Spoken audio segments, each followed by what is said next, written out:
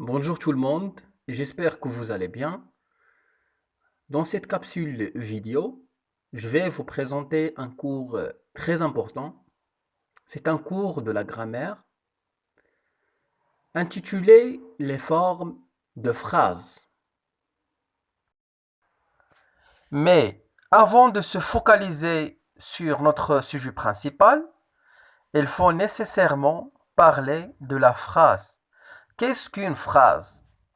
Donc la phrase est un ensemble de mots ordonnés qui possèdent un sens, c'est-à-dire que la phrase est constituée d'un ensemble de mots. Ces mots, chaque mot de sa propre nature, elles sont élaborées pour nous donner une phrase qui possède un sens. Il y a la phrase simple, il ne comporte qu'un seul verbe conjugué. C'est-à-dire que qu'on trouve dans cette phrase qui est simple un sujet, un verbe et un complément.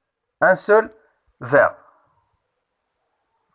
Par exemple, Marie range sa chambre. Marie, c'est le sujet. Range, c'est le verbe ranger conjugué au présent de l'indicatif. Sa chambre, c'est un complément d'objet direct. Ici, on pose la question Marie range quoi? Donc, il range sa chambre. Et il y a la phrase complexe. La phrase complexe comporte au minimum deux verbes, donc plusieurs propositions. Ici, lorsqu'on parle de la phrase complexe, il y a un ensemble de types de phrases complexes. Il y a la proposition subordonnée relative, la proposition subordonnée complétive et la proposition subordonnée circonstancielle. On va parler de ces subordonnées dans des autres vidéos. Je vous donne exemple. Maman prépare le plat que j'aime. Ici, c'est une phrase complexe qui comporte deux propositions. La première proposition, c'est maman prépare le plat. C'est une proposition principale. Et la deuxième proposition, qui est une proposition subordonnée relative, c'est que j'aime. Ici, maman prépare le plat. Maman, c'est un sujet.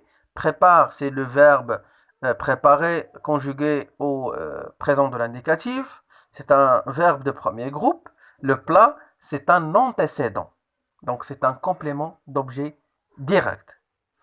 Que c'est un pronom relatif qui remplace le mot plat. Donc, c'est un complément d'objet direct. Il fonctionne comme complément d'objet direct. On dit j'aime quoi? Donc, j'aime le plat. J'aime l'antécédent. C'est un complément d'objet direct. On utilise ce pronom relatif pour éviter ce qu'on appelle la répétition. Passons maintenant aux formes de phrases. Je vais me focaliser sur quatre formes. Il y a la forme affirmative. C'est une phrase qui affirme, qui dit oui, qui affirme l'information présentée. Je vous donne exemple. Ahmed aime les chats. On indique, on affirme que Ahmed aime les chats. Le fait d'aimer les chats est, euh, est affirmé. Concernant la forme négative, il sert à nier quelque chose ou une chose. Il dit non. Par exemple, il n'aime pas les chats. Ici, il y a une négation. Le fait de ne pas aimer les chats. En utilisant ne pas. Le deuxième exemple, il ne sort jamais seul la nuit. Aussi, dans cet exemple, c'est une négation en utilisant ne jamais.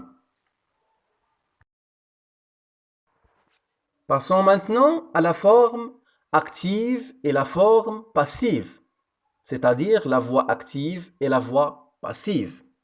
Dans la forme active, la phrase dans laquelle le sujet fait l'action. Le complément l'a subi. Donc, dans la phrase active, le sujet qui fait l'action, mais le complément d'objet direct, il subit cette action.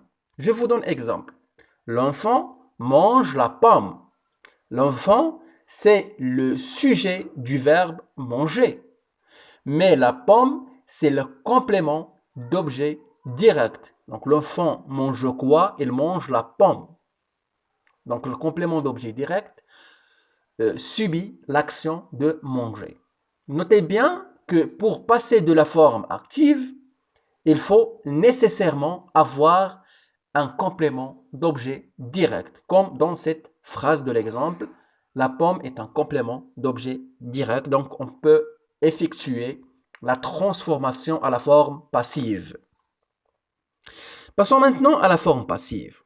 La phrase dans laquelle le sujet subit l'action.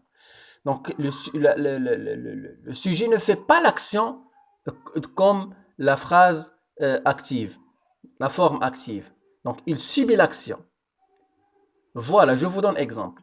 La pomme est mangée par l'enfant. Lorsqu'on effectue la transformation à la forme active, l'enfant, qui est un sujet, il devient un complément d'agent par l'enfant. Un complément d'agent.